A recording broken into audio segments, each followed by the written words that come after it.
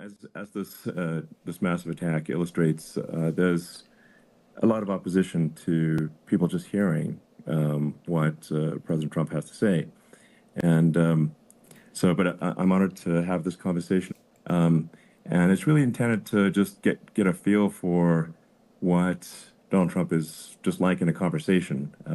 It's hard to catch a vibe about someone if you just don't hear them talk in a normal way. And when there's an adversarial interview, like no one's themselves in an adversarial interview. And this is really aimed at kind of open-minded, independent voters who just trying to make up their mind. So you can understand like what is what is it just like to have a conversation. So honored to Donald, great to speak. We had a great conversation yesterday. As you mentioned yesterday, if we could just record that conversation and post it would have been excellent. And I hope we can have something like that today. Well, I think we will. I'm pretty sure we will. And congratulations, because I see you broke every record in the book with so many millions of people, and it's an honor. We view that as an honor. And then you do want silencing of certain voices. Usually those are voices that have something to say that are constructive, oftentimes constructive. And so we have to consider it an honor. But congratulations on breaking every record in the book tonight. That's great. Well, thank you. Well, I mean, maybe we could start off with, the assassination attempt, which was an incredible thing. And I have to say that, your actions after that assassination attempt were inspiring. You, instead of shying away from things, instead of ducking down, you were pumping your fist in the air and saying, fight, fight, fight. And I think that's, the president of the United States represents America, and I think that is America. That is strength under fire, and so that's a big part of the reason why I was excited to endorse you as the president of the United States for having another term here. Is that was just incredibly inspiring. But I mean, what was it like for you? Not pleasant. I have to be honest. I said there was blood. I had more blood. I didn't know I had that much blood. The doctors later told me that the ear is a place that is a very bloody place if you're going to get hit. But in this case, it was probably the best alternative you could even think about, because it went at the right angle, and it was a hard hit. It was very. I guess you would say surreal, but it wasn't surreal. I was telling somebody you have instances like this, or like a lot less than this, where you feel it's a surreal situation. And I never felt that way. I knew immediately that it was a bullet. I knew immediately that it was at the ear. Yeah. And because it hit very hard, but hit the ear. And I also heard people shout, bullets, bullets, get down, because I moved down pretty nicely, pretty quickly, and we had bullets flying right over my head after I went down, so I'm glad I went down. The bigger miracle was that I was looking in the exact direction of the shooter, and so it hit me at an angle that was far less destructive than any other angle, so that was the miracle. That was, for those people that don't believe in God, I think we got to all start thinking about that. You have to... I'm a believer now. I'm more of a believer, I think, than a lot of people have said that to me. A lot of great people have said that to me, actually. But it was amazing that I happened to be turned just at that perfect angle, and all because I put down a chart on immigration that showed that the numbers were so great. I love that chart even more now. Maybe it's a sign. Maybe that's a sign. It's an immigration sign. You highlighted a serious issue, and at that moment. That's right. The bullet missed your, hit your ear, but missed your head. I mean, the amazing thing is that the sign, I said, bring down that sign on immigration, and it was literally about an eighth of a second where it would be good, and after that it was going to be a disaster, no matter which way you were facing. But it just had that that perfect angle, which was Yeah. exactly at this shooter. Very sad situation. Such a sad situation. As you know, we lost somebody that was great, Corey, Yeah. who, a firefighter, a great gentleman, a great trumper. He was just a fantastic family and a fantastic man. And a friend of mine came up, Elon, and said, "I'd like to give the family some kind of help." And I said, "That's great." He said, "Do you mind?" I said, "I don't mind at all." And he wrote out a check for $1 million, gave it to the wife. And, you know, she said, "This is really nice, but I'd rather have my husband back," which is a nice thing for Sure. somebody to say, to be honest. She's great. The family is great. And we raised a lot of Yeah. money for them and for two other gentlemen are unbelievable people also. They were hit really badly. They thought they were not going to make it, and they did. The doctors in the Butler area, I tell you, they were incredible. They saved the two, and they were really hit tough, both of them, equally. And we thought, Yeah. my first question was because I heard bullets flying over me. I said, how many people were killed? Because we had a massive crowd there, a tremendous Yeah. thousands and thousands of people, and there was no land. I mean, it was all people. So I said, how many people have been killed? Because I knew there were other shots being fired, Sure. and they said, we don't know yet, but some people have been badly hurt. And I have to give the Secret Service sniper, they call him, or sharpshooter, but sniper, Yeah. because he didn't know there was a problem. He's an extraordinary shot, obviously, and he didn't know there was a problem. And he was Yeah. able to pick it all out within 5 seconds. And he used one bullet from very far away, I guess probably about 400 yards.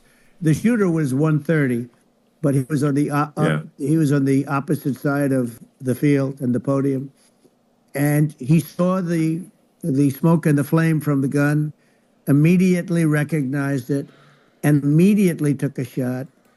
And it was one perfect shot from very far away. And if he didn't do Yeah. that, Elon, he would have. I mean, if he would have, a lot of people, a lot more people could have Sure. been badly hurt and killed. So Yeah. I have to Absolutely. take my hat off to him because that's also a surreal. You know, he's been with them for 23 years, and Yeah. he's never had anything like this. And all of a sudden, he has to act, and it's a very tough thing to Sure. act and to be shooting somebody. But he saw the gun, saw the smoke, saw the flame from the gun, very far away. I obviously has very good eyes. He's got very good vision, which I assume you have Yeah. to have in that particular work. But he took Absolutely. aim very quickly, and they say it was approximately 5 seconds from long range, Yeah. one bullet. If that didn't happen, because Yeah. the shooter had a lot of bullets, he had a lot of cartridges up Sure. there with him, so Well, could have been very. I mean that's clearly he was very confident in taking that shot to stop the attempted assassination. But I mean that does seem to be I mean some pretty significant failings elsewhere in the system. Like there's just no way that like how on earth does a shooter get on a roof 130 yards away? That seems crazy. I think most people people are wondering how on earth could such a thing happen? Well, you know, I view it as two ways. There should have been nobody on the roof. There were people, Yeah. because there were so many tens of thousands of people there. There were people that were seeing him, and there was one woman with a red shirt and Right. Trump all over I it, saw the video. and she's screaming, "That guy's got a gun!" You know, you saw it probably. There's a No, I guy saw up the there videos. with a I gun. mean, it's like I guess I mean, for my part, and I think probably many members of the public are wondering how the heck are basically people wondering by it, pointing out there's a guy on the roof with a gun. Yeah. And they're seeing it, but somehow it's not being addressed. That does seem Yeah, crazy. well, they're going to learn from this. The communication between the local police, who sort of had an idea, and then ultimately a man lifted himself up to the roof, could barely do it because he was pulling himself up, and Yeah. he saw the man with the gun. The man with the gun pointed the gun at him. He thought he was probably going to get shot, but he was like pulling himself up, and because of that, he couldn't get to his gun. And he fell down, actually very badly hurt his leg, his ankle. I hear very badly, Okay. but he fell down, and he did. From what I understand, he did say there's a guy up there with a gun, and the shooting started very quickly after that. I think it forced the shooter to go maybe quicker. You're supposed to be a very good shot. Yeah. My sons, Don and Eric, they can't believe what happened, but they said from 130 yards, a bad shot would hit that target almost every time. They said it's like in golf, Yeah. sinking a 2-foot putt. Yeah. It's not a tough No, shot. it's not a long shot. The Secret Service person had the long shot. He had triple the Yeah. distance actually. So it was a terrible thing. Look, it's hard. I have to say this about the Secret Service. When I went down, and I went down based on I think they're screaming, but other people also because people saw this happen. You had so many people. One of the miracles was that nobody ran. I mean, if a gun goes off, the crowd Yeah. control people showed us this.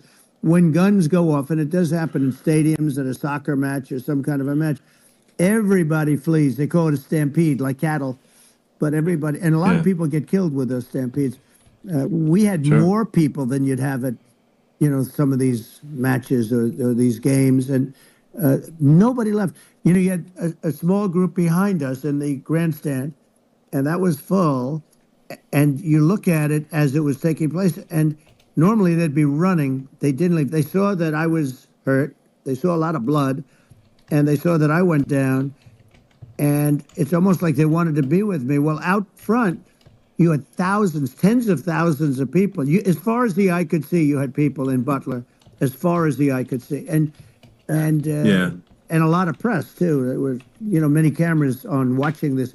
It's what makes it so different because normally things happen that aren't good, but you never have a picture of it. Here we have all these cameras shooting it, so Yeah. sort of amazing. But one of the interesting things was that you didn't have anybody flee. You didn't have anybody stampede. Sure. Nobody. And there were some people behind me. They stood up and they're looking like, I mean, I'll tell you, Yeah. you Yeah. want to have them in a foxhole with you. I want to meet some of those people Sure. because Sure. it's so different from what you heard. But so I was down. But the Secret Service Yeah. guys, there were bullets flying right over my head. You could hear them go whizzing, Yeah. and these guys came jumping on top of me, and a young lady, Kate, would jump. They moved so fast, and let me tell you, that took tremendous courage. Now there was a lack of coordination.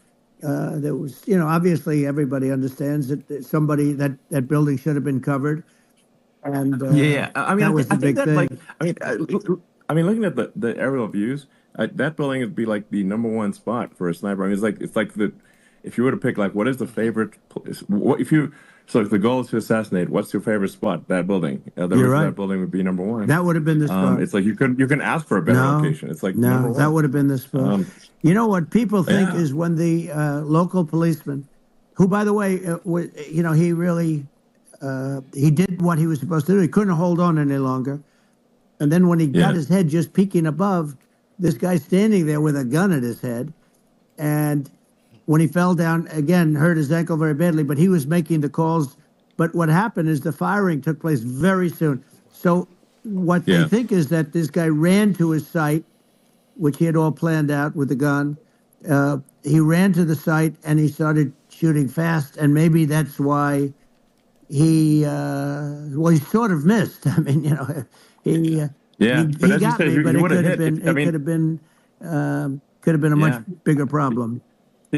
But he totally would have hit if you hadn't turned your head. So like there was it was a very near It thing. was a So miracle. If I hadn't um, turned my head, yeah, I would not be talking to you right now. As much as I like you, exactly. I would not. Yeah, I would well, not be talking to you. maybe talking to me from another realm, perhaps. Yeah, that's right. Um, We'd be talking from a so different place. But it was a very terrible experience. The Butler Hospital, they did such a great job. The doctors were so good. Everybody was so good. There was a mistake. If somebody knew, because people were hearing that, there was just a bad feeling that there was somebody was around. You know that story now. It's been pretty yeah, much. yeah, And yeah, if somebody could have said, because they've oftentimes said, like there'd be a lightning storm or something. Because I think over 300. I think I did a lot more than that, but we did a lot. And oftentimes they'll say, "Sir, could you wait 10 minutes, please? Sir, could you wait 20 minutes? There's a storm overhead or lightning or something," right? And Yeah. that happens Yeah. often. And this would have been a perfect time for that to have happened, but it Yeah. didn't. It didn't get coordinated. That was the problem. Well, it was your. I think your actions in the heat of fire. In like what I found admirable there was that you can't fake bravery under such circumstances. The courage is instinctual or it is not. It's not a rehearsed action. And so I just want to say that I think a lot of people admire your courage under fire there. And Well, yeah, so thank you very yeah, much. I appreciate it. I didn't think of it. I just wanted to get up and I wanted to stand up. I wanted to let people know, I felt I was good when they were on top of me, covering me, actually, very much covering me and very bravely. But I wanted to get up. I said, I want to get up. And they wanted, they have everything there. They wanted stretcher. I didn't like the stretcher. And I knew I was hit in the ear, but I knew I wasn't hit anywhere else. They felt I was hit someplace else yeah, because it was such a lot of blood. And they were sure that I was hit someplace else. And they were saying, "Sir, you were hit more than the ear." I said, "Nope, I was hit in the ear. I want to get up. Let me get up." And so I got up, and the crowd didn't know what to think. I mean, this was so many people, and you could see they were confused. They didn't know what to think. And I wanted to let them know I was okay. It was very important for me to let them yeah, know that. And they went wild. You've seen the after. They didn't go wild when I yeah, got up because they didn't know, was I alive. You really couldn't tell when I stood up before the hand, before the fist in the air. Uh, they didn't know if I was alive. Nobody did. And when I put the fist up, they were just relieved and happy and thrilled, and the place went crazy. It was pretty amazing. yeah. It was a Well, terrible thing, but it it was was really nice. incredibly moving. Yeah. Well, and I mean, speaking of the sort of slide that got you to turn that uh, saved your life, really, was the illegal immigration Right. slide. Maybe this That's right. maybe this is worth talking about that It since was it was that slide You're saved your right. life, No, basically. the illegal immigration saved my life. You're right, but it was, I Like, had to be at that's that exact angle. I mean, that's a great one.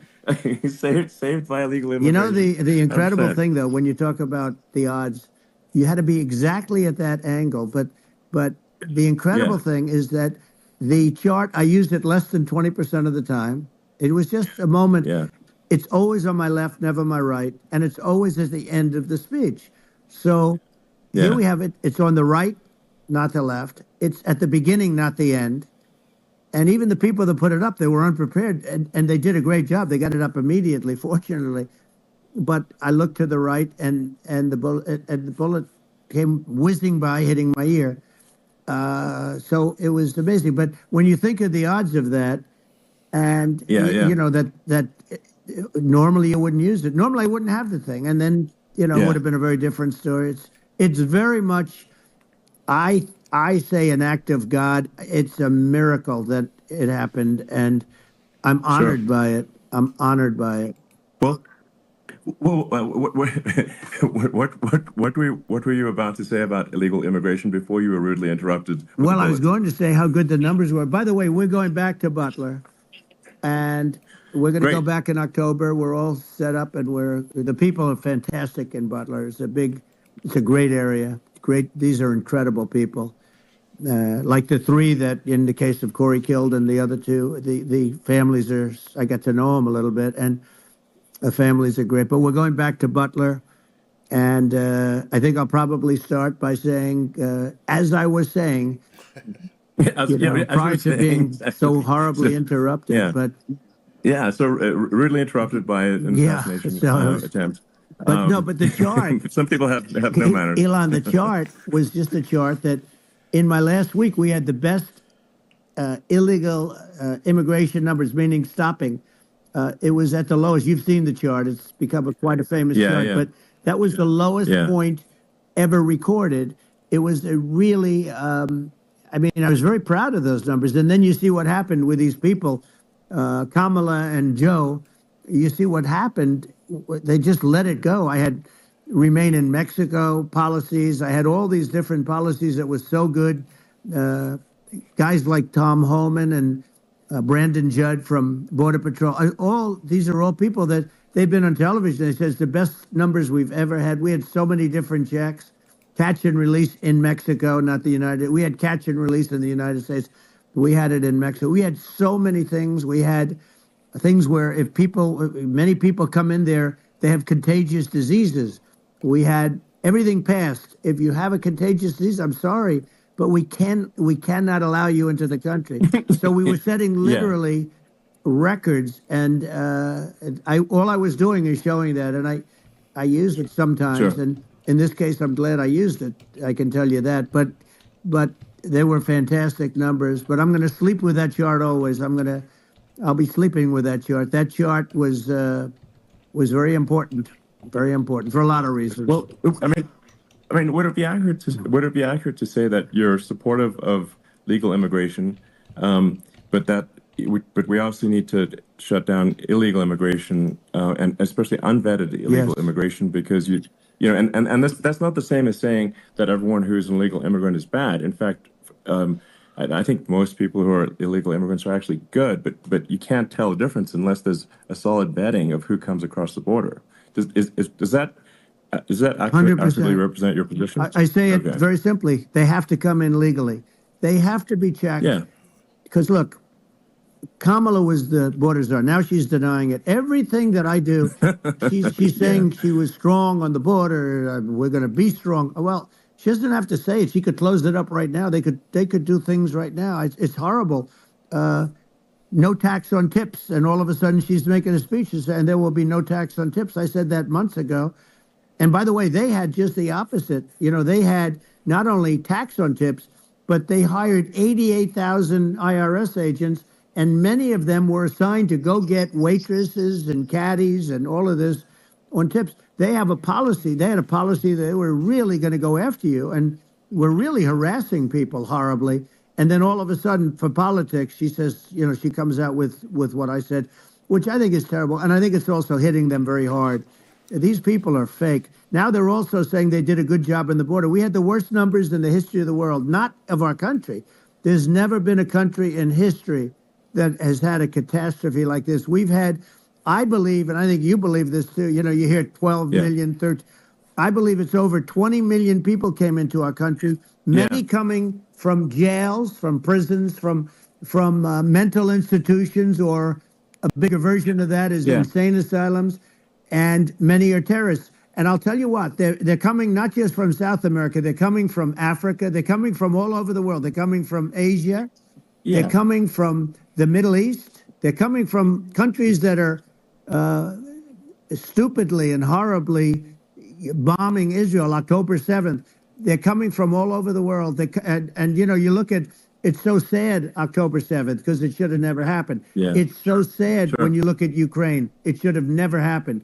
We have a defective Yeah. government. These are defective people, and they're not people that should be running it. But where you see it the best is the border, because you have millions of people coming in a month, and then she gets up and she tries to pretend like she's going to do something. She had 3.5 years. And by the way, they have another 5 months that they can do something, but they Yeah. won't do anything. It's all talk. She's No. incompetent and he's incompetent. And frankly, I think that she's more incompetent than he is. And that's saying something, because he's not too good. Yeah. No, I think it is essential to have a secure border. I mean, you're really not a country unless you have a Correct. secure border. And And secure elections, too. Yeah, absolutely, secure elections, and so it's just essential to have a real border, or we can't function as a country, and our central services are being overwhelmed in a lot of cities, as we were talking about earlier, I think having a legal immigration process that is smooth and efficient and done well, and speaking as someone who is a legal immigrant, and I think like one way to think of it is, who do you want on your team? Who do you want on Team America?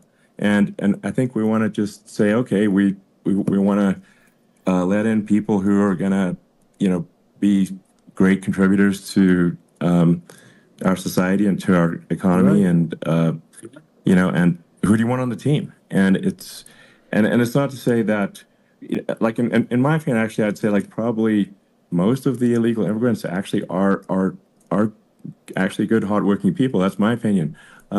But some are not, and you just have this sort of adverse selection process where, if somebody's if somebody's like you know uh, has a career in theft or robbery, I don't understand what's taken them so long to get here, because we're such a target-rich environment. Um, I mean, why aren't more people who have a career in, bad things coming here sooner? Because I mean, it's a piece of cake to go rob, houses in LA or New York, compared to other parts of the world. And in a lot of places in America, if you try to stop the person who's robbing you, you'll be arrested. Yeah. Yeah. So it's insane. It's right. I mean, what's happening with crime, and our police are so good, but they're not allowed to do their job. But I have to tell you, Elon, I They're hate not. to say it because it's such a downer to say it. I hate to say it. I hate it. But uh, you have a lot of people that just shouldn't be. I think it's a much bigger number than you think. They're I allowing, think you're again, right. they're Yeah. allowing people from their jails. And if you were running one of these countries where they're coming from, you would have had all of them. As an example, Venezuela, their crime is down 72%. They're taking their drug dealers, they're taking, frankly, their prisoners, they're emptying out their prisons, they're taking their criminals, their murderers, their rapists, and they're Yeah. delivering them into But the. that's what Castro did. Yeah, That well, he did on a he much smaller scale. yeah, You know, it was a much smaller yeah. scale. But this is a massive scale because this is being done worldwide. But here's what's happening: crime all over the world is down. And wait till you see the numbers that we have. You know, this is migrant crime. This is crime that's going to be. Yeah. And I saw it today in New York where somebody was knifed with raped the girlfriend of a man that stood there watching in New York in one of the shelters and started Sure. pulling out the knives, and bad things happened today. But this is happening every day. These are rough people. These are people that are in jail for Yeah. murder and all sorts of things, and they're releasing them into our country, and they're telling them, if you come back, we're going to kill you. We're going to give you the death penalty or kill you. So they don't want to come back. But these are rough people. Yeah. These are criminals that make our criminals look like nice people, and it's horrible what they're doing. And she's in charge of it because now she's trying to say she Sure. had nothing to do with it, and she's such a liar because she was called the border czar the first day, and it was on the headlines of every newspaper. She's the border czar, and she never even went there. She went to one location which had nothing to do with where the problem is. She went in and out, I Right. guess, because she was getting a lot of Yeah. pressure, but Yeah. had nothing to do with the problem Yeah. is. But she was the Well. border czar, and people Yeah. Yeah. can't allow them to get away with their disinformation campaign. Now she's trying to say that she wasn't really involved, and the whole thing is horrible. She was totally in charge. She could have shut the border down without him. He didn't know what he was doing anyway, so he wouldn't have even known Yeah. what happened. You could shut the border down; he wouldn't Yeah. even know the difference. But the fact is that she was border czar. But if you don't have to call her Yes. that, the fact is you could just call her. She was in charge of the border, and the border was the worst Right. ever. It's simply not working. No, it's I mean, horrible. whether it's a question of intention or competence, either way, we don't have a secure border, and we have people streaming over like it looks like a World War Z zombie apocalypse at times. And sometimes you got to sort of wonder, like, is it real or not? So because you see things, and you're like, is it real? So I went to the border at Eagle Pass, and I saw for myself in Texas, and I was like, okay, it's real. I'm like seeing this in real time. I actually posted the video like just live. I just flew there one day and just to see, hey, is this made up or real? And I'm just seeing people stream across the border, and I have to say, at least the people that I saw did not look friendly. So These are people people. can look at my video and say, hey, Yeah. these people look friendly. I don't look super friendly. So These are people that um, Elon would not be the same man if he had to walk across the street and look these people in the eye. These are rough people. These are really rough people coming across. And I know rough people. And these are people that we don't want in our country.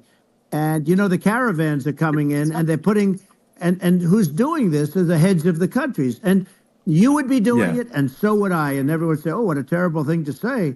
The fact is, it's brilliant for them because they're taking all of their bad people, really bad people. And I hate to say this, the reason the numbers are much bigger than you would think is they're also taking their non-productive people. Now, these aren't people that will kill you. We have enough of them. But these are people that are non-productive. They are just not productive. I mean, for whatever reason. They're not workers or they don't want to work or whatever. And these countries are getting rid of non-productive people in the caravans in many cases. And they're also getting rid of their murderers and their drug dealers and the people that are really brutal people. And they're coming into our country at levels that have never been seen before. And I saw an ad just before I got on the air. I'm walking over here, and I saw an ad by Kamala saying how she is going to provide border security. Where has she been for 3.5 years? For 3.5 years, Yeah, no, we have 20 million people this I think poured in. It's a terrible yeah, I thing. think this, frankly, I think this is a fundamental existential issue for the United States. And if we have another 4 more years of open borders, and it's going to be even worse with another 4 more years, it's going to be even worse than it's been for the past, 3.5 years. I'm not sure we've got a country You don't left have a country at that left. point. Elon, if they get in, you will have 50 to 60 million people from all over the world, not South America only. You know, we think of South America, we think of Honduras and El Salvador, Guatemala, and Mexico, you know, the four. But it's not that. It's everywhere. They're coming in from Yeah, everywhere. And I had to stay in yeah, I think Mexico. this is a super important Yeah. point. Like people, it's like basically when I went down there, I was like, well, where are people from? It's like almost no one was from Mexico. To No, be clear, Mexico it's less than just the the others. border. It's just the border with Mexico, but the people coming in, it's Earth, the rest of Earth, and America is only about 4 or 5% of the population of Earth. It would only take a few percent of the rest of Earth to overwhelm everything in the We're U.S. already So overwhelmed, Elon. We're overwhelmed. You had to see the news tonight about New York. New York, and I love that place, and what they're doing to it is horrible, what they're doing to it. And all the courts do is they yeah, try and focus on Trump. Okay, then let's focus on Trump, who did nothing wrong. I complain about a rigged election. Elon, what's happened is unbelievable. You have from Africa, from the Congo, they're coming from the Congo, and 22 people came in from the Congo recently, and they're murderers, and they're dropped. They drop them. They take them out of jails, which is very expensive, you know, to maintain the jails. Although they don't do too much maintaining, I can tell you. But they take them out of jails, prisons. They take them out, and they bring them to the United States. They deposit them in the United States and say, "Don't ever come back, or you're going to be executed." And they don't want to come back, but they won't come back. sure. But they're coming from Africa. They're coming from Asia. They're coming from the Middle East. They're coming from South Well, America. just They're Earth, coming from rest of Earth, everywhere. basically. And there are a lot of Yeah, really everywhere on bad Earth. ones. It's just an everywhere on Earth thing, and it's just not possible for the United States to absorb everyone from Earth, or even a few percent of the rest of Earth. It's just not possible. Well, So Elon, we're going to have, just to yeah, finish this up, we're going to have the largest deportation in history of this country, and we have no choice. Otherwise, we're going to have a country, what they've done to our country. Think of it, with in Venezuela and in some of these other countries, crime is down 50, 60, 70, 80%. And you would be the same. You would have. yeah, I'll yeah, tell you what. Venezuela has not gotten rid of all of them. They've gotten rid of about 70% of their really bad people. Their jails are about 50% put into the United States. The same with other countries. Some sure, are at 30%, some are at 50%. They're all different. But the bottom line is they're all going to be at 100%. Why wouldn't you put 100% of it? yeah, And they're doing it right now while this third-rate phony candidate. Don't forget, I beat Biden. He failed in the debate miserably. And, some people said, oh, gee, it's too bad. It's too bad he did so badly, or I did well in the debate. The first night they said, wow, one of the people at CNN said that was the greatest debate performance I've ever witnessed. And then 2 days later, they didn't talk about that. They just said he was bad. But that's okay. That's the way I get treated, and I don't mind that at all. What I can tell you is this. We cannot have a Democrat. We cannot have her. She's incompetent. She's as bad as Biden in a different. Yeah. Look, she hasn't done an interview since this whole scam started. And say what you want. This was a coup. This was a coup of a president of the United States. He didn't want to leave, and they said we can do it the nice way or we can do it the hard way. Yeah, no, I mean, they just took him out back behind the shed and basically shot him. What they did with this guy, and I'm no fan of his, and he was a horrible president, the worst president in history. And one of the reasons he was so bad, first of all, the Israeli attack would have never happened. Russia would never have attacked Ukraine, and we'd have no inflation. And we wouldn't have had the Afghanistan mess, if you think of it. Well, and we wouldn't have had Afghanistan. But we think of it. You take a few of those events away, and we have a different world. We would also have inflation was caused by oil. Yeah, no. I think you're making an excellent point here, which is that when other countries can, that are thinking about invading or doing bad things, when they're thinking about that, they're thinking about, okay, what's the American president going to do, and do they fear the American president, or is there someone they do not respect and do not fear? And I think they would. They rightfully be. I mean, but look at the footage of the assassination. They're like, okay, President Trump is like, don't mess with me. I mean, that's like. Whereas I think people are not going to be, and they obviously have not been at all intimidated by Biden, and they certainly will not be intimidated by Kamala. And you have to really think of that in the context of global security.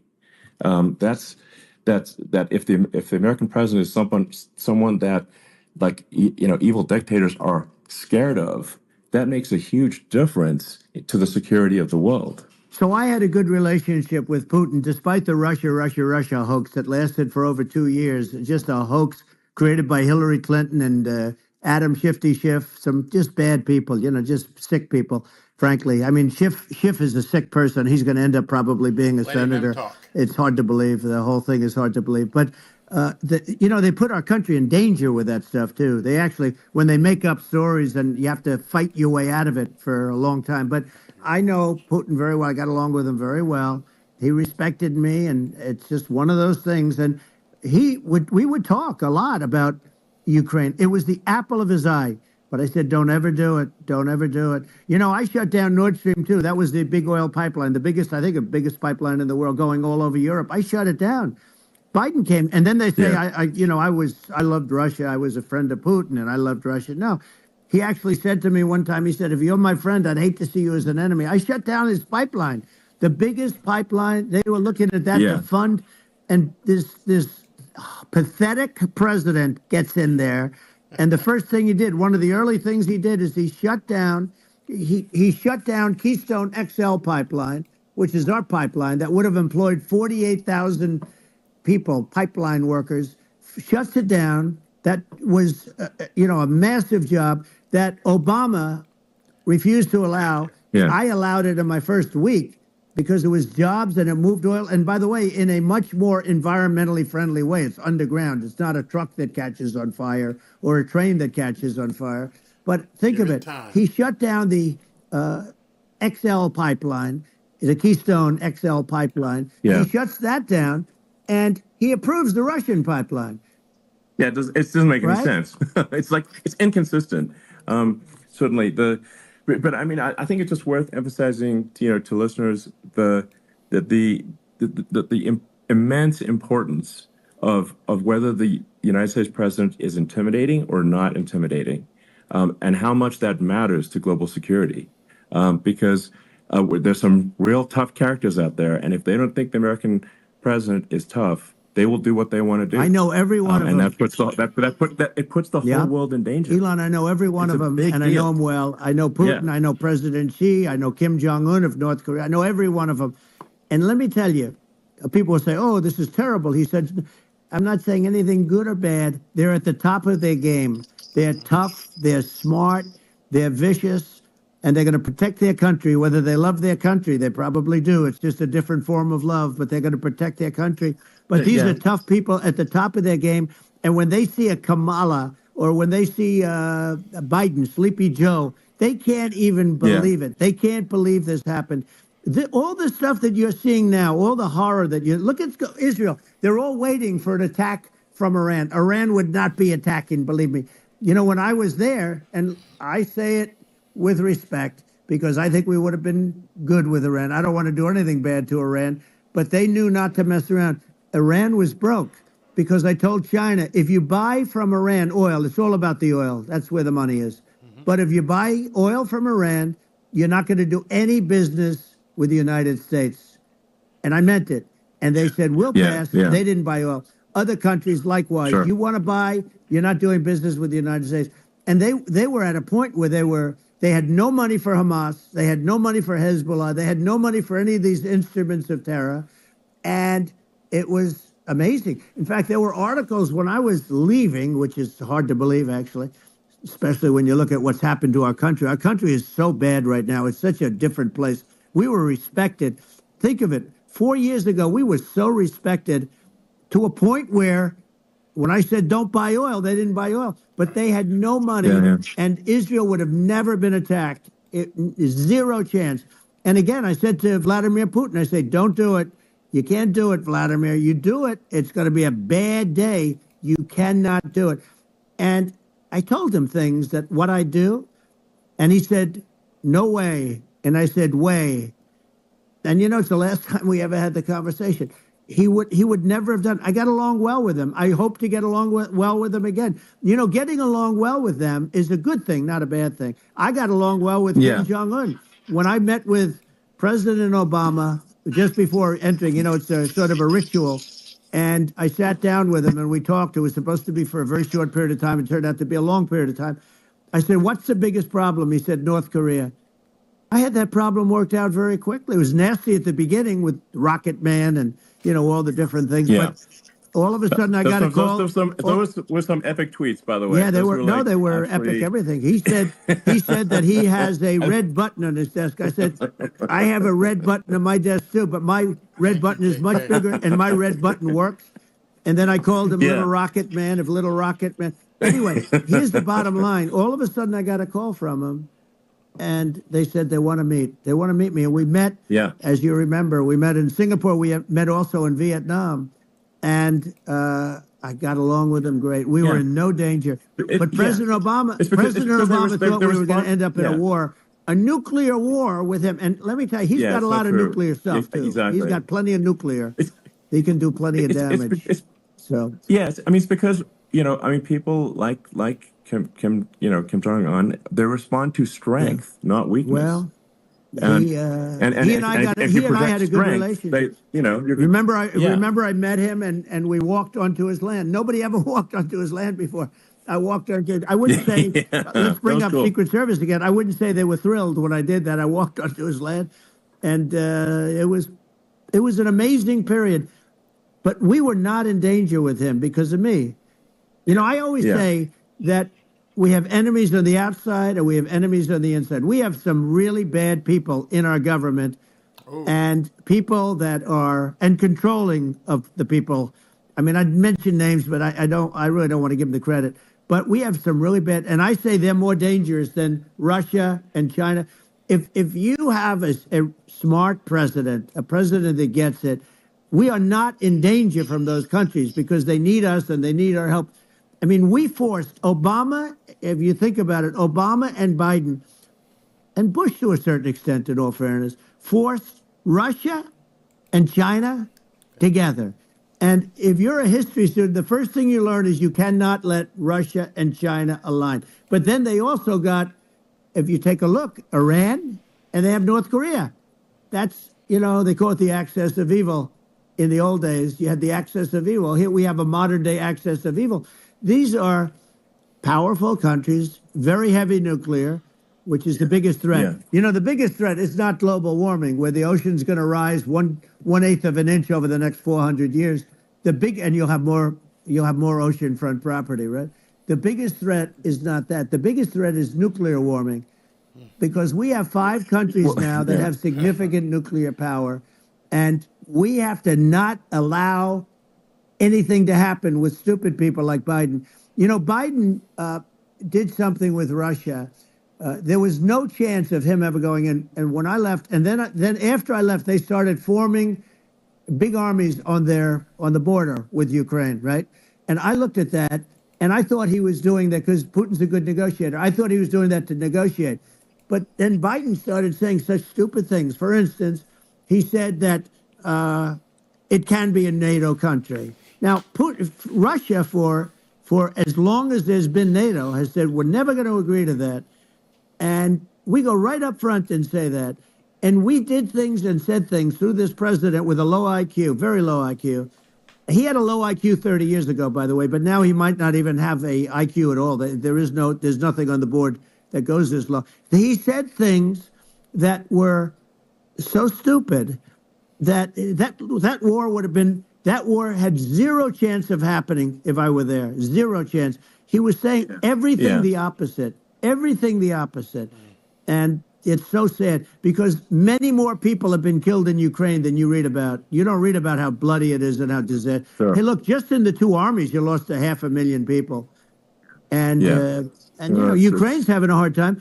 Ukraine, I don't know if you saw the article recently, and it's true. You don't hear the true story. But if you think about it, Russia's gone, you know, Russia defeated Germany with us, and they defeated Napoleon. You know, they've been around a long time. They're a big fighting force. Yeah. Sure. And it's very unfair. And Ukraine now doesn't have enough men. They're now using young men and very old men to fight. And we're in a very bad position. And I'm not going to blame exclusively, but I can tell you I could have stopped that. And a smart president could have stopped that. It wouldn't have happened. But we had a man that actually made it more prevalent. It was so bad. The words that he was using, the stupid threats coming from a stupid face that he was using. I said, this guy's going to cause us a war. He's going to cause us. And let me tell you, it can lead to World War III. That can lead to World War III. The Middle East can lead to. We have numerous places that could end up in a World War III right now for no reason whatsoever. No, I think you're right.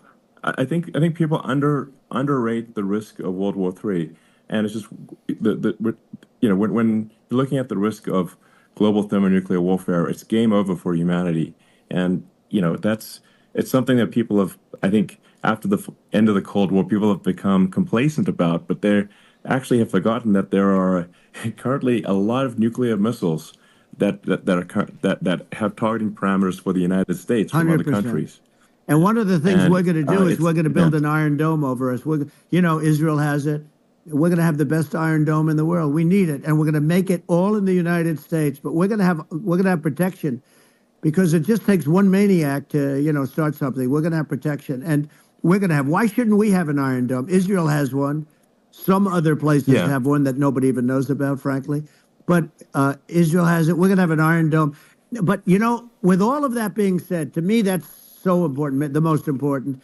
But with all of that being said, the election's coming up, and the people want to hear about the economy and the fact that they can't buy groceries because they don't have enough money to buy groceries. The inflation has killed them. Food prices are up 50, 60, even 100% in some cases. And this stupid administration allowed this to happen, and it's a shame. And that's the thing that people most care about, in my opinion. They care about the border a lot. And we discussed the border at great length. It's nice to have a forum like this where I can discuss something at length. And by the way, you think Biden could do this interview? Do you think that Kamala could do this interview? They would take a pass on you. No, they could not. So they don't need Elon. They don't need Elon screaming out questions. It's pretty sad when you think that somebody that does this for a living can't answer a question or is afraid to do an interview. And in her case, with a very friendly interview, she's got all friendly interviewers. It's pretty sad. Yes, absolutely. But the big thing now is the economy, Elon. And as much as I mean, I view nuclear as the single most important thing, but a lot of people don't. A lot of people don't understand that. But it doesn't have to. If I understand it, that's all you need. Because if I was president, you're not going to have that kind of a problem. But the thing that they really is making them angry is what Kamala and Biden have allowed to happen to the economy. It's a disaster with inflation. The inflation, it doesn't matter what you make. The inflation is eating you alive. If you're a worker or if you're just a middle income person, you can't afford. 4 years ago, 5 years ago, people were saving a lot of money. Today, they're using all their money and borrowing money just to live. It's a horrible thing that's happening, and we'll end that quickly. Well, I think a lot of a lot of people just don't understand where inflation comes from. Inflation comes from government overspending because the checks never bounce when it's written by the government. So if the government spends far more than it brings in, that increases the money supply, and if the money supply increases faster than the rate of goods and services, that's inflation.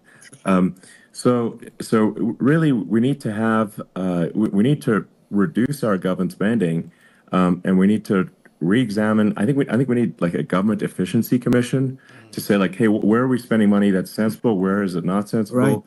Right. And we need to live within our means. We're currently adding, I think, $1 trillion to the deficit roughly every 100 days. That's right. And the interest payments on the national debt have now exceeded the defense budget. It's on the order of $1 trillion. It's interest, and it keeps growing. I rebuilt our military, largely rebuilt our military. Did a great job on it, which was so important. We had jets, we had fighters that were. And bombers that were 70 years old, and we did a great job in that. Then we gave 85 billion of it back to Afghanistan, if you can believe it. We gave them 85 billion.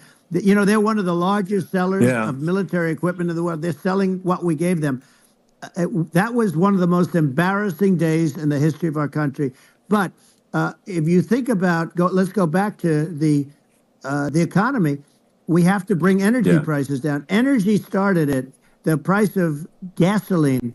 Now your cars don't require too much gasoline, so you have a good, and you do make a great product. I have to say, I have to be honest with you. That doesn't mean everybody should have an electric car, but these are minor details. But your product is incredible. But the gasoline, Elon, is the cost of energy. Not only gasoline, it's the cost of heating your house and cooling your house. That has to come down. It's gone up 100%, 150, and 200%, and that has to come down. When that comes down, and we're going to drill, baby, drill. They stopped drilling, and then they went back to drilling because they went back to the Trump policy. But if they won the day after they get into office, this country will go out of business because they're going to go to an energy policy that's not sustainable. Wind and different things. You're not going to have anything. Yeah. And I know you're a big fan of the AI, and I have to say that AI, and this is shocking to me, but AI requires twice the energy that the country already produces for everything. So we're going to have to build a lot of energy if our country will be competitive with China, because that's our primary competitor for this on the AI. You're going to need a lot of electricity. You're going to need tremendous electricity, like almost double what we produce now for the whole country, if you can believe it. Sure. Well, just going, back to this, like this basic thing, that people try to make it sound complicated, but it's not. But inflation is caused by government overspending. Right. Would you agree that we need to take a look at government spending and have perhaps a government efficiency commission that just tries to make the spending sensible, and so the country lives within its means, just like a person The does? waste is incredible, and nobody negotiates prices. You used to have a lot of people making jets, and you end up with two companies, and they'll probably try and merge at some point. I went through it, like Air Force, just a thing like Air Force One. One of the first documents they asked me to sign, a general said, "Sir, would you please sign this document?" And what is it? Air Force One. That's with Boeing, which is basically two planes, two 747s. And the price was $5.7 billion for two planes. Now, now they're highly sophisticated. That's insane. They're even nicer than your plane, okay? But much more sophisticated. They're very, I won't say what's on it, but they got a lot of stuff on it. Anyway, but it's 5.7. That's a crazy it's number. It's a crazy number, but I said, I'm not going to pay 5.7. I'm not going to do it. I said, who made the deal? Obama and his people. I said, well, then I know the deal's no good. I'm not going to do it. And over a course of about 4 weeks, by my saying I'm not going to do it, I got the price reduced by $1.6 billion for the exact same plane, other than we had a nicer paint job, if you want to know the truth. but for the exact same plane. I saved one, and I said to Boeing, man, you guys must make a lot of money if you can reduce the price by that. But now what I do hear is that they're going back to the Biden administration and wanting big cost overruns, because they see these dopey suckers in there, and they'll end up getting some of the money back. But I shaved it by $1.6 billion for the exact same plane. And you can now take that and multiply that out times thousands of other items. Multiply it by yeah, a the zillion, numbers are and astronomical. yeah. I agree with you. Well, I mean, I think it would be great to just have a government efficiency commission that takes a look at these things and just ensures that the taxpayer money, the taxpayers' hard-earned money, is spent in a good way. I'd be happy to help out on such a commission. I'd love if it were formed. Well, you're the greatest cutter. I mean, I look at what you do. You walk in and you just say, "You want to quit?" They go on strike. I won't mention the name of the company, but they go on strike, and you say, "That's okay. You're all gone. You're all gone." So every one of you is gone, and you are the greatest. You would be very good. Oh, you would love it. But if you look at Argentina. Well, I'd be happy to help By the way, out. congratulations. I Yeah. just looked at the number of people that are listening to you and I chat. We'll call it a chat. But congratulations. This is very good. I mean, it's great. And you're an interesting character. The new head of a place called Argentina, and he's a big, Malay's he's great. And Yeah. he's a big MAGA fan, that he ran on MAGA. And he took it to an extreme too. He ran on MAGA, and I hear he's doing really a terrific job. It's called Make Argentina Great Again. It worked out perfectly. He came in, he bought a lot of hats, he brought over, but he's doing a big job. He really cut. And I'm hearing they're starting to do pretty well. Inflation's getting down. They had like 2,000%. exactly. They had inflation like not normal inflation. They had the real deal. But we're going to have that pretty soon. I think we have the worst inflation we've had in 100 years. They say it's 48 years. I don't believe it. I think we have the worst. They don't include a lot of the items that should be included. Yeah. Well, it's just from government overspending and not spending taxpayer money effectively, and having just like so many departments you can't even name them all. And what Milei is doing is he's cutting government spending. He's simplifying things. He's putting in regulations that make sense, and Argentina overnight is experiencing a giant improvement in prosperity. But it's also a lesson for the United States, which is that Argentina used to be one of the most prosperous countries in the world. In the 30s, 40s, and because of bad government policy, it ruined the country. And if you take Venezuela, for example, Venezuela should be incredibly prosperous. They have phenomenal reserves of everything, oil, everything, and it should be prosperous. But if the government's wrong, it impoverishes the people. And so I think we should not be complacent in the United States in thinking that and taking our prosperity for granted, because if with bad government policy we can run the country into the ground, and that's just something people should bear in mind. Don't take prosperity for granted. Well, think of education. So we're ranked at the bottom of every list of the top 40. We're ranked number 40, number 38. Norway, Switzerland, Sweden, different countries are ranked good. Actually, China's pretty close to the top. They're a top 6 or 7. But we're ranked at the bottom, almost at the bottom, 38, 39, 40. In other words, horrible. And yet we spend more per pupil than any other country in the world. So we spend more. And what I'm going to do, one of the first acts, and this is where I need an Elon Musk. I need somebody that has a lot of strength and courage and smarts. I want to close up Department of Education, move education back to the states, where states like Iowa, where states like Idaho, not every state will do great, because states that basically aren't doing good now. You look at Gavin Newsom, the governor of California. He's terrible. He does a terrible job. So he's not going to do great with education. But of the 50, I would bet that 35 would do great, and 15 of them, or 20 of them will be as good as Norway. Norway is considered great. You can name them. I mean, they're so good. Some of Yeah. these countries are so good. But if you go into some of these really well-run states, we have states that don't know what debt is. We have states that have low taxes, no debt, everybody working. They're really well-run.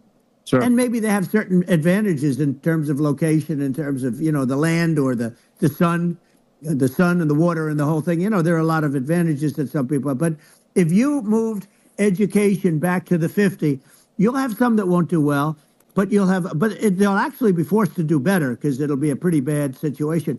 But if you think about it, you'll have some of these states. I'll bet you'd have 30, 35 states. It'll be much better. And you know what it'll cost? Less than half what it is in Washington. And these people don't care about the students in these, faraway states. And it'd be unbelievable. Yeah. I think you're making a good point in that if the states have to if each state has to compete against other states, then people will naturally move to states where it's better. Well, like California, as we said, it's a badly run state. I could go through. I got so many friends that are in those states, even if they're Democrats. I hate to mention certain states, but Illinois is badly run with Pritzker. He's a real loser. But some of these places are just badly run. But it's almost going to force them to run better, and they won't do it good initially. But you're not going to do worse than you're doing right now. And I would say that the cost, you would cut your cost by 50 or 60%. And you'd have a little monitor. You want to make sure they're teaching English as an example. Give us a little English, right? Sure. Right. Yeah. No, but I mean, too much. I mean, some of these governors are doing so badly. I mean, they got so many people moving out of their state. They should get U-Haul Salesman of the Year award because they're driving so much U-Haul. It's actually amazing. It's just people moving out. Isn't it amazing to you as a businessman that they can even survive? Like Illinois. So many people are leaving, and you wonder, how do they survive? I mean, how do they survive? They can't. I saw where you left California, and you moved to Texas. Texas does a great job. But, I mean, I just wonder, how do these states survive when big businesses, a big oil company just left California, as you know, and they moved to Texas. How do these big states survive when they lose so many businesses? And their taxes are already really high. The taxes are among the highest taxes. You almost wonder, how do they continue on? And in many cases, the governors don't do a good job in their crime-ridden places. You wonder, how do they continue to just go on? It's not a good situation. I think the only thing that's going to force some of these states to change is if they risk bankruptcy and they're not getting bailed out by the federal government. Right. Well. That's the only thing that's going to get them to change. You remember the area in California where they had that, where I guess somebody had sticky fingers and they stole a lot of money. And they went into a form of chapter. And it was very nasty for a period of time. But now it's probably the most popular place in all of California. So at some point, something like that may have to happen. But the problem is you can't penalize people that loan money to the state when you have incompetent people like a Pritzker. Look, the family didn't want him in the family business, and then he ends up being governor of Illinois. So what is he going to be? Is he going to be a great governor? And you have people. I could name every one of them. I got to know every one of these, and some are very good, and some are just horrible. Well, I think that the larger point here, too, as you're saying, like a lot of people are concerned about the economy, a lot of people are concerned about inflation, and inflation is effectively a tax on people that save money and for people that are working day to day. It's just a form of taxation, and if we can solve the government spending problem, we'll solve the inflation problem, which means people will have a better standard of living, and that's a really big deal. Well, the people that got hurt worst are the people that did it the way they were taught to do it all through, their younger life and their young life and their whole life. The people that saved money, and then they got no interest on their money, and inflation destroyed them. And frankly, they were almost better off if they didn't do anything like that. I mean, those people have been absolutely decimated, and we're going to bring those people back and help those people. We've got to get the prices down. When when I look at bacon costing 4 or 5 times more than it did a few years ago, when when you look at some of the food products in grocery stores, people go, they can't believe it.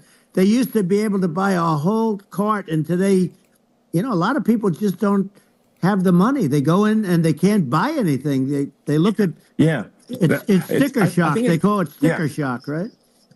I think it really just comes, like I said, I think it just comes down to really, I guess, two things, which is that if you solve government overspending, you solve inflation, which improves living Right. standards of the average person, and then if you deregulate, like have sensible regulations, so because a lot of the regulations are nonsensical and cause the cost to be extreme for no reason, but unless you've got effective deregulation, like Reagan did a great job on deregulation in the 80s, but it's been 40 years since we had That's right. anyone really. I mean, during your administration, we made some progress, but I think there's an opportunity to make, I think, radical progress with sensible regulation. Yeah. And if Well, Elon, those two things, yeah, those are the big deals. we set a record. We did more deregulation and more restrictions on all of the different businesses than any other president. Remember, I had the rule for every one we put in, you have to get rid of 10 or 12. And we did Yes. radical cuts on all of that. And a lot of that's being put back by this administration. And we did radical cuts on things that weren't necessary. But we were all set. We had the best economy ever maybe in the world. And then what happened is COVID came in, and we had to focus on that, and nobody knew what it was. And I always say I got good marks on economy, good marks on military. We knocked out ISIS. We did so many different things. We rebuilt. But, I never got the credit that we really deserved on what we did with COVID. We never got the credit. But had that not happened, a gift from China, from Wuhan, came in from Wuhan, the Wuhan labs, and I always said it, and it turned out to be right. But had that not happened, we were set to start reducing debt. We were going to reduce taxes further. I gave the largest tax cuts, and we were going to reduce taxes still further for middle-income people, not only businesses. But we did it for businesses because they're the ones that's why we had the great job numbers. But we were set to really start reducing debt. And, we're sitting on the biggest pile of liquid gold anywhere in the world, bigger than Saudi Arabia, bigger than Russia. And we were going to drill, and we were going to make so much money. We were going to supply Europe with oil. I had stopped the Russian pipeline, and we were going to supply them with oil and gas. We were going to make a fortune. And then the COVID came in, and we really had to divert. Then what happened is when they came in, we kept a lot of businesses alive. If I didn't do what we did, we would have had a 1929 type depression. But the problem is when Biden came in, he got trillions of dollars and just started spending it stupidly. You didn't need it anymore. We got over that bad period where everybody was dying and feeling, it was just not a good period. Interestingly, during his administration, many more people died during his administration of COVID than during my administration, and we really got the brunt of it. But people don't realize more people died during his administration than ours. But it diverted us from doing what I wanted to do. But we had the greatest for almost 3 years. We had the great, and you know that probably better than anybody. So many of your friends said to me, the best years we've ever had in business were during the Trump years, and also said that African American, Hispanic American were so incredible. They were having the best. Asian American women, men, young people without a diploma, young people that graduated from the best colleges, from MIT, from the Wharton School, from all of the great colleges, Harvard. They were doing better, and people without a diploma were doing better, and everybody was happy. And then COVID came, and we had the problem is they spent trillions and trillions of dollars. They wasted. They shouldn't have taken any money, and we wouldn't be having inflation right now, which is killing our country. Yeah, absolutely. I mean, I should probably say something about maybe my views on climate change and oil and gas, because I think it's probably different from what most people would assume. Because my views are actually pretty, I think, moderate in this regard, which is that I don't think we should vilify the oil and gas industry and the people that have worked very hard in those industries to provide the necessary energy to support the economy. And if we were to stop using oil and gas right now, we would all be starving, and the economy would collapse. So it's, I don't think it's right to sort of vilify the oil and gas industry. The world has a certain demand for oil and gas, and it's probably better if the United States provides that than some other countries. Sure. And it would help with prosperity in the U.S. And at the same time, obviously, my view is like we do over time want to move to a sustainable energy economy, because eventually you do run out of. I mean, you run out of oil and gas. It's not there for. It's not infinite. And there is some risk. I think it's not the risk is not as high as a lot of people say it is with respect to global warming. But I think if you just keep increasing the parts per million in the atmosphere long enough, eventually it actually simply gets uncomfortable to breathe. People don't realize this. If you go past 1,000 parts per million of CO2, you start getting headaches and nausea. And so we're now in the sort of 400 range. We're adding, I think, about roughly 2 parts per million per year. So I mean, it still gives us. So what it means is like we still have quite a bit of time, but so there's not like we don't need to rush, and we don't need to like stop farmers from farming, or you know uh, prevent people from having steaks or Right. basic stuff like Right. that. Like you can leave the farmers alone, I agree. in How my opinion. crazy is that, Yeah, where I mean, you have farmers that are not allowed to farm anymore and have to get rid of their cattle, and the whole world is yeah, a that's little silly. crazy, but it's largely taken its lead from us. I just say, though, I've heard in terms of the fossil fuel, because even to create your electric car and create the electricity needed for the electric car, fossil fuel is what really creates that at the generating plants. And, so you sort of can't get away from it at this moment. I mean, someday you might be able to, but I do hear we have anywhere from 100 to 500 years left. Much of it hasn't even been found yet. Yeah, But there are tremendous, like Anwar. I got Anwar in Alaska approved. Ronald Reagan couldn't do it. Nobody could do it. Everybody tried. Nobody could do it. I got it approved. The first thing that Biden did was unimprove to get rid of it. He ended yeah. it. His secretary went in and she ended it. And what a disgrace. That's Anwar. That's bigger, or they think it could be bigger than Saudi Arabia in Alaska. Could be bigger than Saudi Arabia. But they went in and they terminated it. And I'll get it going very quickly, because not only is it big for Alaska, I mean, you talk about economic development, that for the United States, I mean, that is, they say bigger than Saudi Arabia or the same size, and pure, Yeah. really good stuff. And, they end it. So I think we have, perhaps hundreds of years left. Nobody really knows. But during that Yeah. during that I mean, time, my something will estimate. come around that will be Yeah. very good. Yeah. Yeah. Well, I mean, and my estimate would be, a little more aggressive than that, but it's not the sort of like we're all going to die in 5 years stuff. That's obviously BS. Um, but I mean, my view is like if you just look at sort of the parts per million that increments every year, you get sort of 2 or 3 parts per million every year of CO2. Uh, I mean, I think some of that it's problematic if it accelerates, if you start going from 2 or Right. 3 to say 5, and then there may be some situations where you get just a step change increase in the CO2. Hmm. And I think we don't want to get too close to 1,000 ppm, because like that's actually makes it uncomfortable to breathe. Like just existing in 1,000 ppm CO2 is uncomfortable. That's like that's considered like an industrial hazard. Right. Just so it's that's actually, you start getting headaches and stuff. So it's even without global warming, it's not comfortable to live. So you don't want to get too close to that. But I mean, I think we've got. I think we want to just move over, and like, and if I don't know, 50 to 100 years from now, we're I don't know, mostly sustainable. I think that'll probably be okay.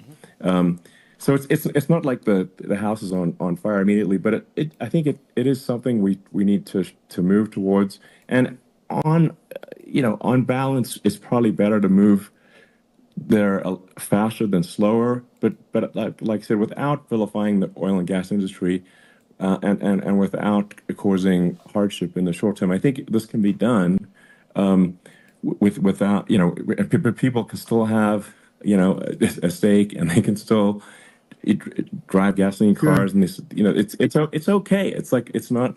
I don't think we should vilify people for it, but I think we should just generally lean in the direction of sustainability. And I actually think solar is going to be a majority of Earth's energy generation in the future, and it's certainly trending that way. Hmm. And so you get the solar power, combine that with batteries, so because obviously the sun doesn't shine at night, and then you use that to charge the electric cars, and you have a long-term sustainable solution.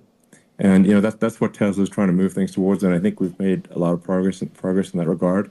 But when you look at our cars, we don't believe that environmentalism, that caring about the environment should mean that you have to suffer.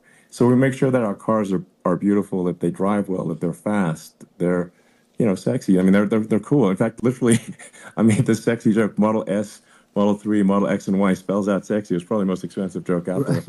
Um, but I don't know, I like cheesy humor, So, but I'm not, I'm a big fan of, like, let's have an inspiring future, and Yeah. let's work towards a better future, and we can do so without demonizing Right. people. I'm okay. You know. It's very interesting. You use the word global warming, and today they use the word climate change because you have some places that go up, and so they were getting themselves in a little trouble with the word global warming because not every place is warming. Some places are going the opposite direction. But I'm sort of waiting for you to come up with solar panels on the roofs of your cars and on the trunks of the cars, and it just seems like something that at some point you will come up with. I'm sure you'll be the first. But it would seem that a solar panel on the roofs, on flat surfaces, on certain surfaces might be good, Yeah. at least in certain areas of the country where you have the world Sure. where you have the sun. But I would think, and I have no idea because that's not my world, but I would think that this would be something that would be interesting. But the one thing that I don't understand is that people talk about global warming or they talk about climate change, but they never talk about nuclear warming. And to me, Sure. that's an immediate problem Big, big, because you big. have, as I said, 5 countries where you have major nuclear, and probably some others are getting there, and that's very dangerous. That's where you need a strong American president because you don't want to have this proliferation. But you have 5 countries and getting more. China is much less than us right now, but they're going to catch us sooner than people think. They're way lower. Russia and us are number one, and I mean, we're sort of tied. And China is far behind, but they're developing at a level that you're not surprised to hear very fast. They'll end up catching up, maybe even Yeah. surpassing. But to me, the biggest Yeah. problem is not climate change. It's not, and everything's a problem, but it's degrees. To me, the big problem is the nuclear power. The power of nuclear is so Thanks, great. Scott. And when I talk Yeah. Yeah. about I'll Nuclear power prevent is world, underrated. yeah, It's I'll awesome. prevent World War Yeah. III, I will. But the truth is that you have to, because this is no longer army tanks going back and forth and shooting at each other. This is Yeah. a level of destruction and power that nobody's ever seen before. Yep. Yeah, and actually, there's Big there's boy a bad side of nuclear, conversation. which is a nuclear war, very bad side. But there's also, I think, nuclear electricity generation is Absolutely. You're underrated, right. and it's actually, people have this fear of nuclear electricity generation, but it's actually one of the safest forms of electricity generation. It's just a huge misunderstanding. And if you look at the injuries and deaths, caused by, say, I mean, I'm not going to try and pick on coal mining, but just any kind of mining Right. operation, and there's a certain number of injuries and deaths per year. And you compare that to nuclear. Nuclear is actually way better. So it's underrated as an electricity source, and I think it's something that's worth reconsidering. But there's so much regulation that people can't get it done. So that Maybe they'll have sort to of change the have name. it, The name is just, it's a rough name. There are some areas yeah, it's a rough like when name. you see what happened in Good bad right. branding. The We'll have to branding's rough. rebrand it. We'll have to give it a good name. We'll name it after you or something. No, it has a branding problem. When you see what happened, It does have a branding problem. when you see what happened in Japan where they say you won't be able to go on the land for about 3,000 years. Did you ever see that? And in Russia, where they had the problem, where they, there's a lot of bad things happened, and they have a problem. And they say that in 2,000 years, people will start to occupy the land again. You realize it's pretty bad. No, but, that's not true. But you're right about it. It's amazing. It's actually not that bad. So like after Fukushima happened in Japan, like people were asking me in California, are we worried about like a nuclear cloud coming from Japan? I'm like, no, that's crazy. It's actually it's not even dangerous in Fukushima. I actually flew there and ate locally grown vegetables on TV to prove it. Wow. And I donated a solar water treatment, a solar powered system for a water treatment plant. And yeah, but you haven't because been the danger feeling is so just well lately, and I'm worried about it. no, but I mean, I'm it's only just, kidding. it's fine, It's like Hiroshima and Nagasaki were bombed, but now they're like full cities again. So Right. it's Well, that's really great. not That's something that That's great. So it's not as scary as people think, basically. But Yeah. let's see. I mean, are there some other topics we should touch on? Like lawfare. I think Well, we need to be concerned about what they've done to this country. obviously. Yeah. Yeah. Well, we just won the big I mean, case in Florida. This was a Biden administration did something that's never been done in this country, and that's go after their political opponent, me, with this nonsense and just nonsense. In the big case in Florida, we won, but they always pick a judge and a jury, and they use local DAs, they use the local attorney generals, like Fani, Fani, spelled Fani, Fani. And it's all a big hoax, and it's all run from there. Like in Manhattan, one of the top people from the Justice Department went in, ran Manhattan, ran the state. The Letitia James deal was run by a person from the Department of Justice, Biden. They've never done this before, and they set up a very bad precedent. It's called lawfare, warfare. It's a terrible thing, and never happened in our country. It does happen in banana republics and third world countries, but it's never happened. And the incredible thing is it actually drove my numbers up because people see, fortunately I have a platform like you or, in all fairness, like a conversation like this where I can talk about it and people understand. I mean, you fight for election integrity and you end up getting indicted because you're fighting for election integrity. And when the day comes that you can't fight for election integrity, you don't have a country anymore. So what happens is they went after their political opponent, me.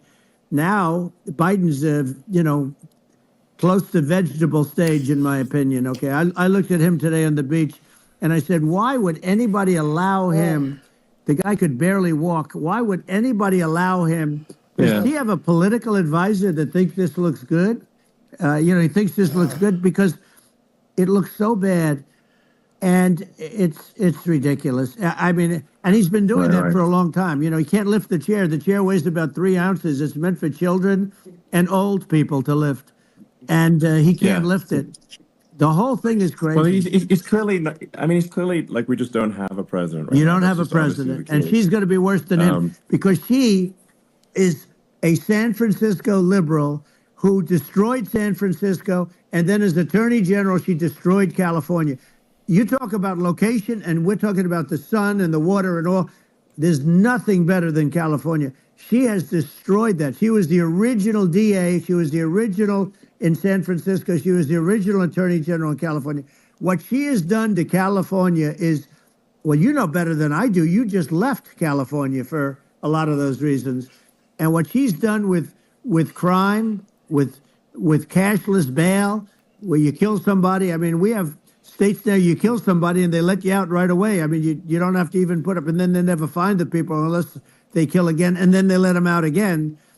Our country is becoming a very dangerous place, and she is a radical left San Francisco liberal, and now she's trying to protect. Now she's looking like she wants to be more Trump than Trump, if that's possible. I don't think it's possible, but she wants to be more Trump than Trump. Yeah.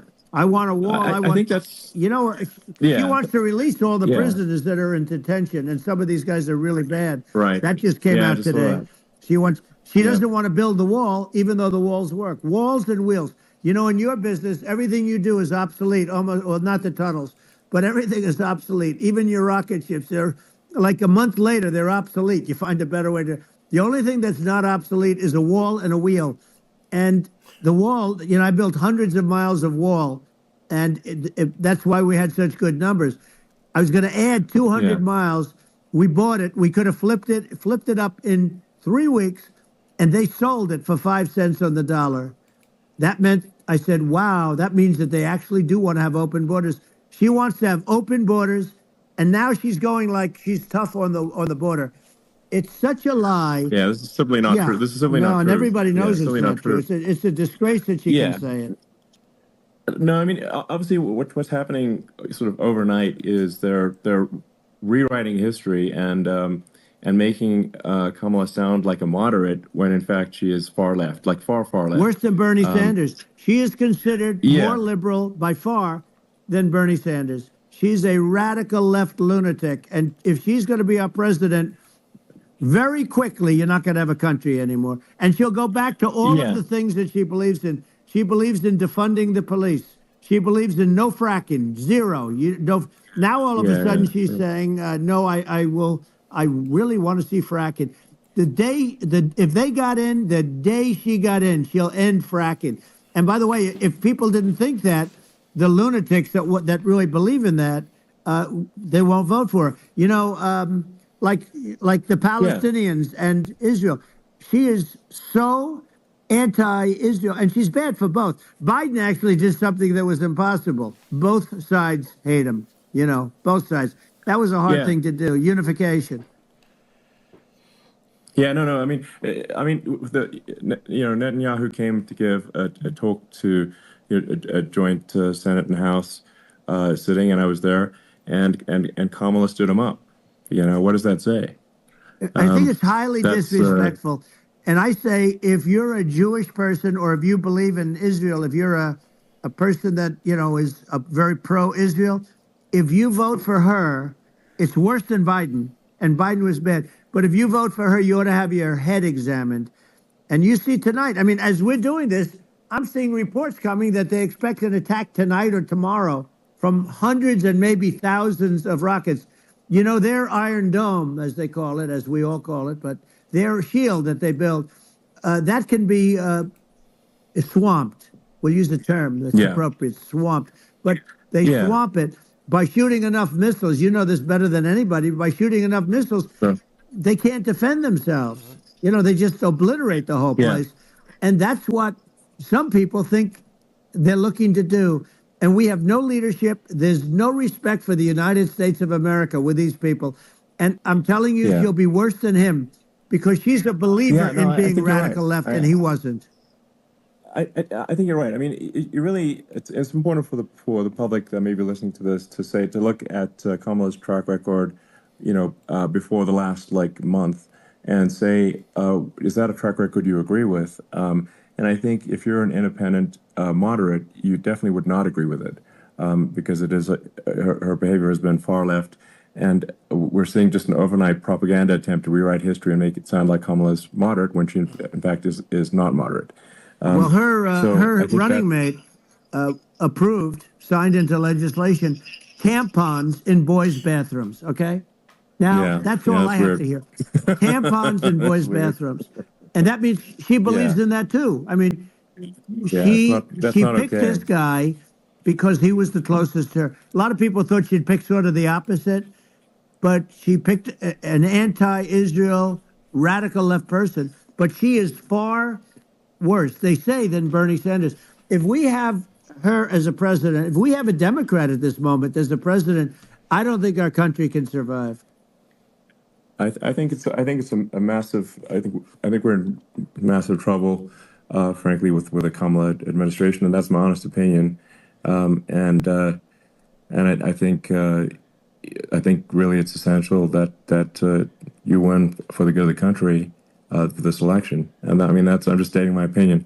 Now you may have seen this, but I got a letter from the EU Commission saying to not have disinformation on during this discussion that we're having and there's a lot of attempts to do censorship and to force censorship even on Americans from other countries, and What do you think about that? Well, I know the European Union very well. They take great advantage of the United States in trade, as you know. We, through a different forum, NATO, we protect them, and yet if you build a car in the United States, you can't sell it in Europe. You just can't sell it. It's impossible. The same thing with our farmers. Our farmers find it very difficult to do business. You know, we have a deficit with them of $250 billion, which people don't know. It sounds so nice, the European Union, but let me tell you, they're not as tough as China, but they're bad. And I let them know it. And that's probably why they notified you. No, they don't treat our country well. We defend them, with Ukraine. So we're in for 250 billion, and they're in for about 71 billion, and they have the same size. If you add up the European nations that in terms of an economy, it's about the same size. When you say as us, and they're in, and they're in much greater risk.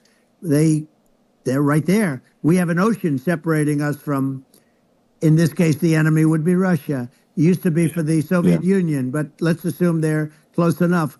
And what happens is they're in for 70 something million. I think even less than that, billion, and we're in for about 250 billion, and it could be a lot higher than that. And I say, why aren't you going to equalize? Why aren't they paying what we're paying? And they're in much more, it's much more important for them because of the fact that, they're right near there. I mean, they're all sort of in that location. We're not. But they should, and I did it with NATO. There were only 7 countries that were paid up in NATO out of 28 at the time. And the United States the United States was subsidizing NATO, tremendously subsidizing NATO. And I said, I went in and I said, you got to pay up. If you don't pay up, we're not going to defend you any longer. I took a lot of heat, but you know what happened? Billions and billions of dollars came flowing in. And I think a lot of the public isn't aware of the fact that the United States pays a disproportionate share of the NATO expenses. And then we get taken advantage of on trade. So think about it. Well, I mean, the point of NATO is defending Europe, and it's it's like, then okay, well, why is the United States paying disproportionately more to defend Europe than Europe? That doesn't make sense. That's unfair, and that is an appropriate thing to address. Well, when you talk about cost cutting and savings and everything else, I mean, honestly, look, there's nobody that feels worse about the Ukraine situation than I do, because I know it would have never happened. I know Zelensky. He was very honorable to me, because when they went with the Russia hoax and they said I had a phone call with him, he said it was a perfect phone call. It was a great phone call. He could have grandstanded and, said, oh, he was very threatening. He said, no, it was a very nice phone call. I called him up to congratulate him on his win, and you end up getting impeached because these people are lunatics. I was talking about the difference from the people within and the enemies on the outside. In many cases, the people from within are more dangerous for our country than the Russians and the Chinas. If you have a smart president, you're not going to have a problem with them. You're going to do things. Yeah. Now, they've taken advantage of absolutely. us incredibly, but you're going to do things with the right person. Yeah, well, I think it's obvious that you're a believer and an advocate of free speech, because during your first term as president, you were attacked relentlessly every day, often very unfairly with with false attacks, and you didn't try to shut down the media. You didn't try to inhibit their freedom of speech, and I think that says a lot. Well, the good thing is that you and I have, and some people, very few, we can get the word out. Although sometimes it's hard because they don't want to print it, like we're having a great conversation right now. Kamala wouldn't have this conversation. She can't, because she's not smart. She's not a smart person, by the way. She can't have this conversation. And Biden, we don't even have to talk about it. I mean, he couldn't have this conversation. He would have given up on the first half of a question. He would have walked out. He would have said, where am I? Where am I going? So anyway, but no, he wouldn't have this. That's true. Not a lot of people would have this conversation, but, we cover a lot of territory. But the beauty is that we can have a conversation, and I'm able to get it out without, because I get treated unfairly. This is a really big point. You can actually have a conversation with you. Yeah, it's nice, isn't it? And you can't have a conversation with Biden or Kamala. It's like it's not possible. That's true. So this is like talking to an NPC. So No. it's just Well, impossible. but think of it. We need a man or person who's unbelievably sharp in order to stop all the nuclear danger and all the dangers that I'm talking about. And I got along with all these. I got along with Kim Jong Un. We had dinner. We had everything, and he really liked me, and I got along with him really well. By the way, he's the absolute boss over there. A lot of people said, "Oh, do you think he really?" That's for Let me sure. tell you, I saw things that you don't want to know about. He is the boss. But we had a good relationship, and he doesn't like Biden. He considers him a stupid man. He said he's a stupid man. Well, at least he speaks his mind. But in this country, you're not sort of allowed to say it, but I guess you are. You should be allowed to say it if Yeah. it's true. But we need smart people, and we need people that have an ability to lead. And she doesn't have that ability. Can you imagine? Now, Yeah. Chairman Xi very well. Can you imagine her and him negotiating or No, it's even silly. It would be standing silly. together? It is, the whole concept Yeah. is ridiculous. She is terrible. She's terrible. But she's getting a free ride. I It saw a would, picture of her yeah. on Time Magazine today. She looks like the most beautiful actress ever to live. It was a drawing, and actually, Yeah. she looked very much like our great First Lady, Melania. She looked, didn't look, Yeah. she didn't look like Camilla. That's right. But of course, she's a beautiful woman, so we'll leave it at that, right? Yeah. Well, maybe like I think part of what people in America want to, people in America want to feel excited and inspired about the future. They want to feel like the It's future is true. going to be better than the past, and that America is going to do things that are greater than we've done in the past, reach Right. new heights that make you proud to be an American, and excited about the future. They want the And I American think dream just back. They want the American dream back. More important than anything else. It's like you don't have that today because the people, they've been just sucked. They see incompetent people running our. The Biden thing is very interesting. People just found him to be incompetent, and when I debated him, I was like, "Is this for real?" It was. Yeah, it was just absurd. But I think there are like some grand projects that we could do. I mean, I think like we could build a base on the moon. We could send American astronauts to Mars. We Right. could build high speed Yep. connections that are more advanced than anything else in the world between our cities, so people have fast transport. That it's possible to solve traffic with tunnels. That's right. We already made great progress in Vegas doing that, and and just do things that are exciting and inspiring and make the future feel like it's better than the past. Well, I saw what you Like, did in Vegas, and I'll tell you, it was amazing. I got to see. I took a big glimpse at it, and it's incredible. It's incredible, and you could do that all over. You could do that all over. It's deep. yeah, You don't even need much structure. Assuming you're in the right area. no, it's straightforward. It's amazing.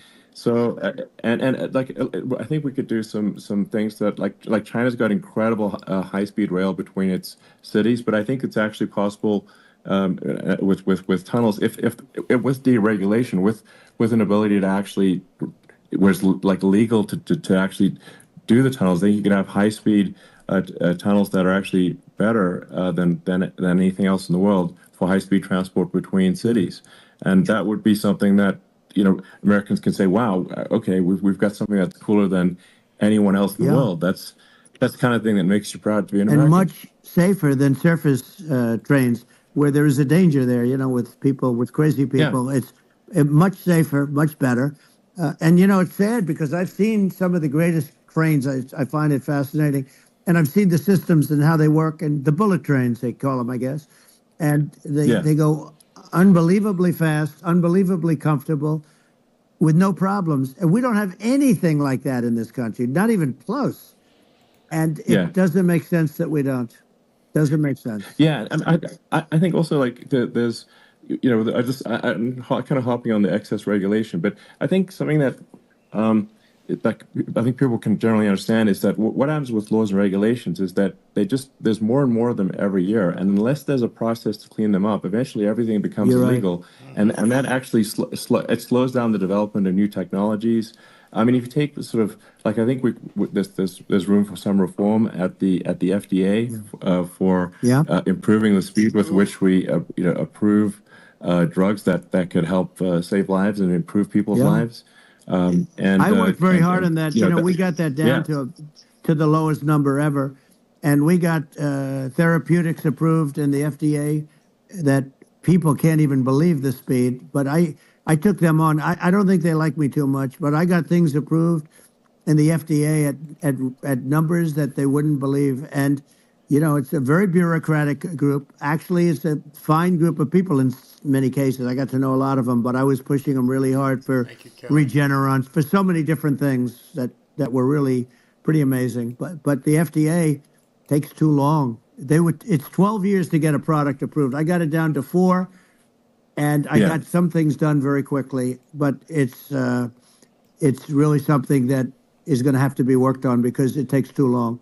Just takes too long. yeah. It just takes too long, and it's you end up in the same with the approval, but it's just it takes years instead of something that I think could potentially take Yeah, months, and that improves people's lives. And I yeah, think I just wanted to sort of hop on this point that like there has to be an active process for reducing rules and regulations, because otherwise they just keep building up every year, yep, and you get like hardening of the arteries, and eventually everything's illegal or takes forever, and then we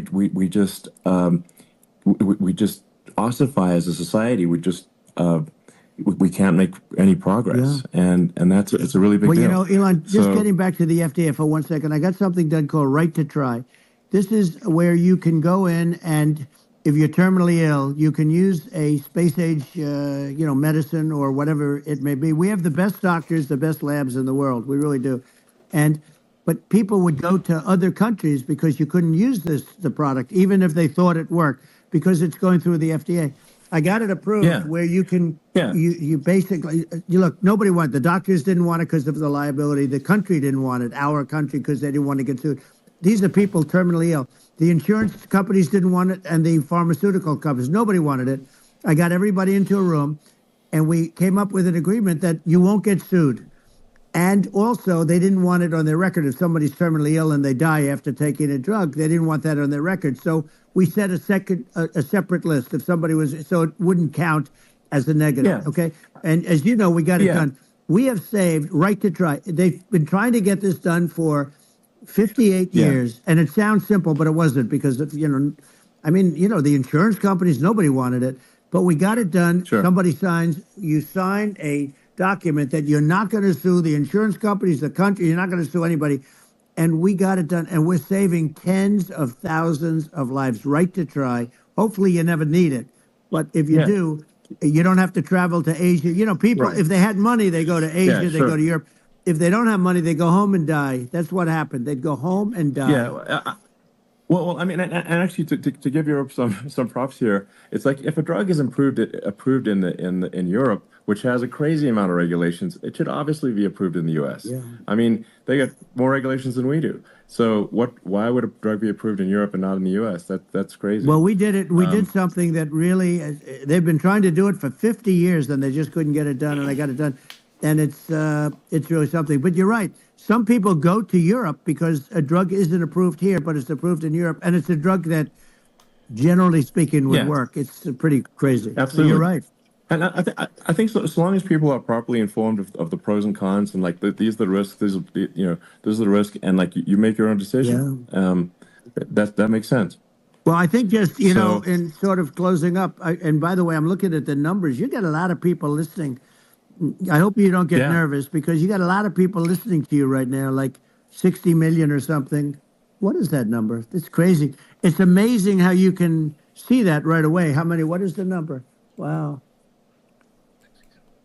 What is it? Thank you, Marianne. well, Wow. I think in Wow, terms of people that's bigger than you said. You said 25 and you're much more than double that number, 25 million. I think you're going to be 60 or 70.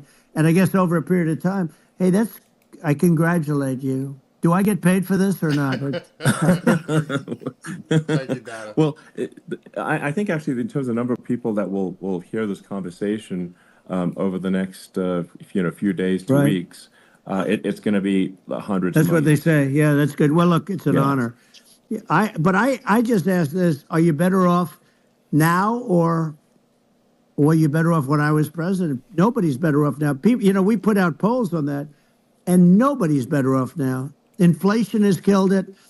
And, they also feel very unsafe. You look at what's going on with a lot of different things. You look at the riots we had at the colleges over, it's ridiculous, but Right. all of the riots, they just feel unsafe. And now they really feel unsafe because you have a new form of crime. It's called migrant crime. I call it Biden migrant crime. Maybe I'll call it Kamala migrant crime. But with all these things, I always try to get to the ground truth by just asking people.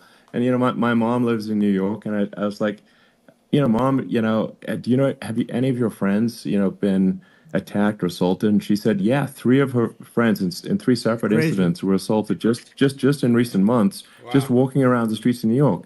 And I said, well, what happened to the people that assaulted them? Oh, nothing. They got away. And they just know they always get away. Nothing's going. And they don't even bother reporting it because they know that they're not going to, people are not going to get prosecuted. They just let, violent criminals out in New York. The only one that gets prosecuted is Donald Trump. They prosecute Trump. Yeah, it's just obviously messed up. Oh, it's terrible. If violent criminals are being getting off scot-free, and meanwhile the New York spending massive resources prosecuting you. And it's like, what's this, and I think the sort of sensible public looks at this and says, what the heck's going on here? This is obviously abuse of the legal system. The legal system is supposed to be protecting the public from violent criminals, and it should be obviously allowing the public to make their own decision about who should be president, as opposed to, some, legal case. Once they start this precedent, because this can go on with the next one, this is a very bad precedent, what they're doing in terms of, going after their political opponent. And that's all it is. It's going after their political opponent. And then you get a judge who's, a strong Democrat, and I'm being nice when I say that, in many cases, crooked as hell. But you get a judge and you go into an area where a Republican gets 3 or 4% of the vote, and, you'll have a jury pool with people that hate Republicans or hate. It could also be the other way, though, because it could start the other way in areas where they hate Democrats, and you get into a Pandora's box. It's a very dangerous thing for this country, and a very dangerous thing even for the state. New York City is losing. New York City and state lose a lot of business over what they did to me, because these people say, we don't want that to happen to us. That's no justice system. You have an unfair system of justice, and it's costing New York State a tremendous amount of money. People are leaving and companies are leaving, and they won't come back. So, all of that stuff is important. But the economy now is the big thing, and we can turn that economy up so fast, and people are going to be back again. We're going to get rid of inflation. I think there's a lot of opportunity. Right, absolutely. So, and I just want to congratulate you. You've done an amazing job. You have definitely got a fertile mind. We can talk. You and I can talk about rockets. Well, it's kind of you to say. Thank you. Tunnels. We can talk about tunnels and rockets and electric cars. So many things. And now you're into the AI, and that's going to be another beauty, I'll say. So it's an amazing thing you've done, Elon. It's an amazing thing, and I congratulate you.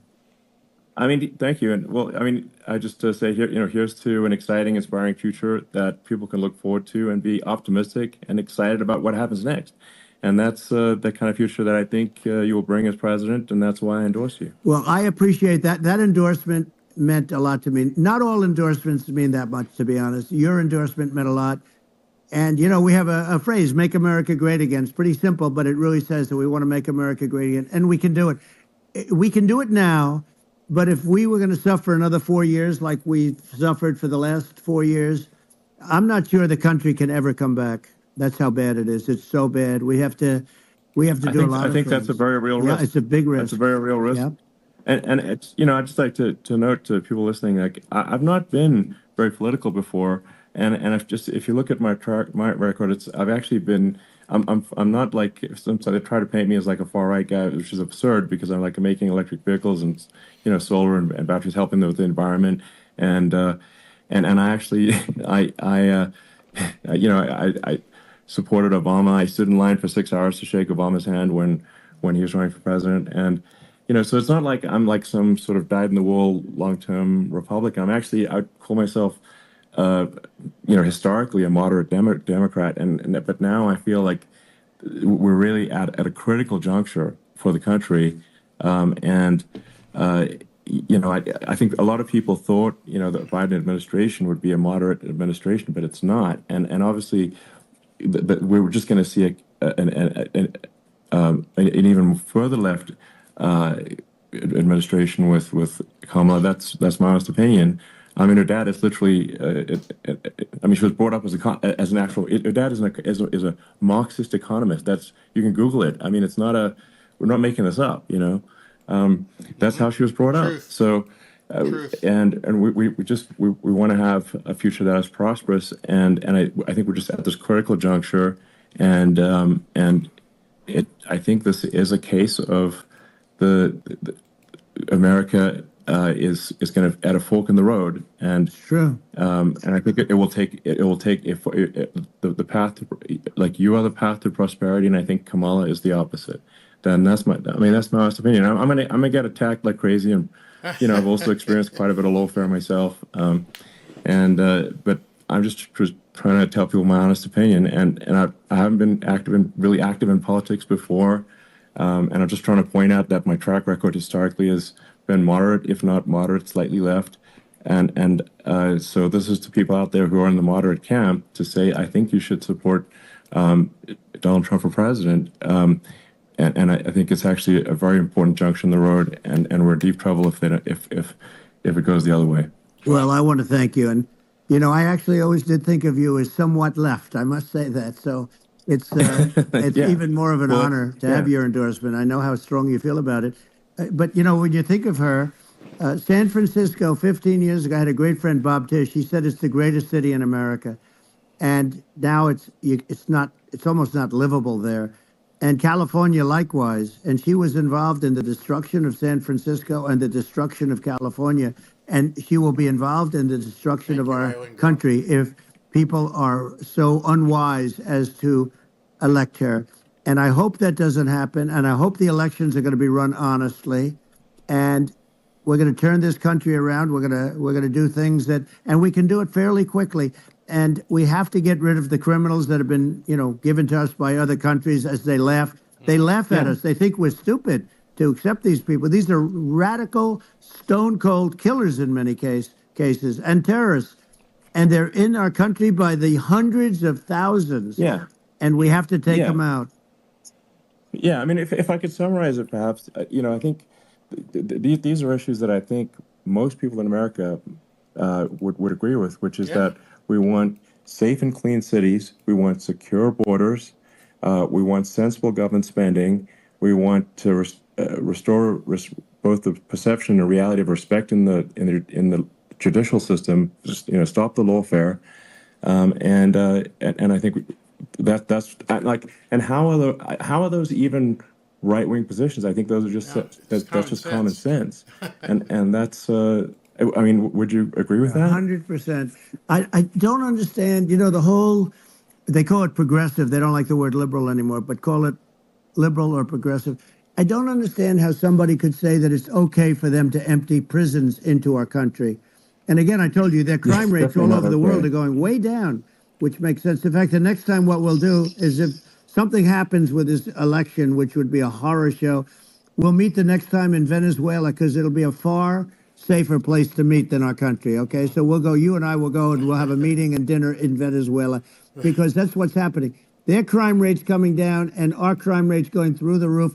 And it's so simple. And you haven't seen anything yet, because these people have come into our country and they're just getting acclimated. And they don't know about being politically correct law enforcement or lack of law enforcement. Right. And our police, I have to just end with this. We have great police. We have great law enforcement, but they're not allowed to do their job. They have to be able to do their job without being destroyed. Well, absolutely. And it's obviously demoralizing if you're a police officer risking your life to arrest violent criminals who could kill you and do kill you sometimes. And then you arrest the violent criminal, and then the DA, doesn't prosecute and just let the guy out. Yeah. Well, then, like, why should a police officer risk their life uh, to arrest a violent felon. Well, even worse, if Elon, nothing's going to happen. even worse, they prosecute the police officer. Yeah. They go after it and they prosecute the police officer and they take away his pension. They take away his Yeah. job. He loses his family. He loses his house. Well, I thought it was very telling, like incredibly telling, that when there was that case where sort of a gang of thugs beat up police officers. I think it was in Times Yep. Square in New York, and then nothing happened to those guys. They were let out, zero bail, and I think a bunch of them were given free tickets to California. Well, what is I mean, that is a gross indignity against the United States, and that's how. I mean, this is insane. Like, have we lost all pride? How can such a thing be allowed to occur? I've never seen anything. You know, we see where they get shot. It's a very dangerous profession, but it's something they're very proud of, and they want to be able to do their job. But I've seen them get shot. I've seen a lot of things. But I've never seen where these guys are standing in the middle of a big street, everybody watching them, and they're literally boxing, like punching, stand-up fighting a police officer. There were two of them, and you Yeah. had about six Yeah, of these yeah. guys, and they're punching the hell out of them. And in their own country, they would be dead if they did that. They'd be shot. Yes. They would be shot instantly. And, you know, they come from these countries, and it's taking them a while to realize that we don't do that in this country. But in their own country, Yeah. if they stood on a street and had a fight with a police officer, they would be shot. There's no political correctness. And it's such a sad, Yeah, it's such a sad thing to see. And that's the reason you have crime, by the way, yeah. because we don't do anything about Yeah. it. Yeah, we just cannot have a situation where our police officers are beaten up on camera by a gang of illegal immigrants, and then nothing happens to the guys that beat up the cops. I mean, and they're let out. This is Well, unacceptable. we're going to change it, and we're going to get them out of the country. You know, when I first got involved, they said you couldn't get them back to these countries. You couldn't take them back. In the case of Guatemala, Honduras, El Salvador, some others, you couldn't get them back. And I said, really? Oh, you can't get them back? Because under Obama, he couldn't get them back. They'd fly them in, and they'd put planes on the runways in these countries so you couldn't land the plane. They'd bring them back. And the generals told me, sir, we can't bring them back. The countries won't accept MS-13 gang members. They won't accept them. And I said, really, how much do we pay these various countries in terms of economic aid, which is also somewhat ridiculous? And the answer was $750 million. I said, good. Tell them they're in default. They're delinquent. We're not paying them anymore because they won't accept it. And you know what happened? They all called me, every one of them. They said, we would be honored to take them back, sir. We would be honored. It was so easy. But it's one of those things. And we got them back. We took in so many. You know, MS-13 is probably the worst gangs in the world. They're the most vicious, violent. We took them out of here by the thousands and got them out of here. And their countries took them back. And because I said, you're not getting any more economic aid. And once I said that, they were nice. They wouldn't take them back for Obama. They wouldn't take them back for anybody. And now we have a problem because we have this guy, and they don't take him back anymore with Biden because they don't respect him. Yeah. It's just gotta be done. We just can't have whether they're citizens or not citizens. We can't have, because they won't prosecute citizens either, not just illegals. So if you can't have repeat violent offenders that are not that don't get incarcerated. That's right. Because they will obviously, by definition, continue to hurt people. And I think where part of this comes from is that there's and I do sort of consider myself liberal in some ways. I mean, it's just that you want to have empathy for people. Obviously, you want to have empathy for people. I totally agree with that. You want to have empathy, but you also have to have empathy for the victims of the criminals. And if you just have empathy for the criminals, it's actually shallow empathy. It's not real. You're not thinking. You're one layer deep empathy. You got to say, like, what if you don't incarcerate this person? Who are they going to hurt? Who are they might kill someone. They might rape someone. If you don't incarcerate them, you have to have empathy for the victims. And there's a lack of empathy for the victims of the criminals, and too much empathy for the criminals. It doesn't make sense. That's why you want to have deep empathy for society as a whole, not shallow empathy for Right. criminals. And we have to give our police officers the dignity and the respect that they deserve. And we have to let them do their job. They can do a great job, but we have to let them do their job. And if we don't do that, it's going to all disappear. There's never been a society like this where you're allowed to do anything you want and nothing happens. And I'm talking about violent crime. Right. And it's going to get more violent because these are really, really violent people. And we're going to get them out of our country, and we're going to get them back to because they were sent here by the presidents and by the various people that run those countries. And I know every one of those guys. And they're smart people, and they're streetwise people. And they really think that the USA is stupid. They think we're run by stupid people, and they happen to are. be right. But when I was there, we had no problem. We got them out. We took out thousands of MS-13 gang members. We brought them back. And now, again, it's the same old story. We don't do it. And they actually gave them a big increase in aid. They raised it up to billions of dollars, and they get nothing for it. So, I hope everybody's going to vote for Trump, and we're going to get this country straight. Yeah. And I didn't need this. I'm like you. I didn't need this. I had a very nice life. I didn't need to go through court systems and go through all the other stuff and run at the same time. I have to run.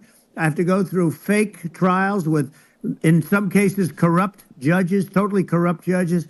I didn't need it. I had a nice life. I have great locations. I have beautiful oceans that I have places.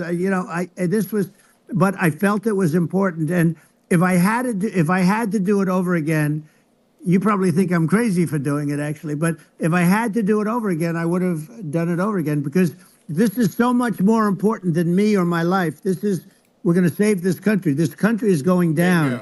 And these people are bad people that we're running against, and they're liars. They make statements. They do things that are so bad. They say they're going to make a strong border. They say they've been great on the border, and they've been the worst in history. They say they're going to stop crime. Like, the facts speak for themselves. It's so incredible. Speak for themselves. Like it's gotten to the point where people just don't even bother reporting crime in a lot of cities because they know nothing is going to happen. That's what I hear anecdotally from people all the time.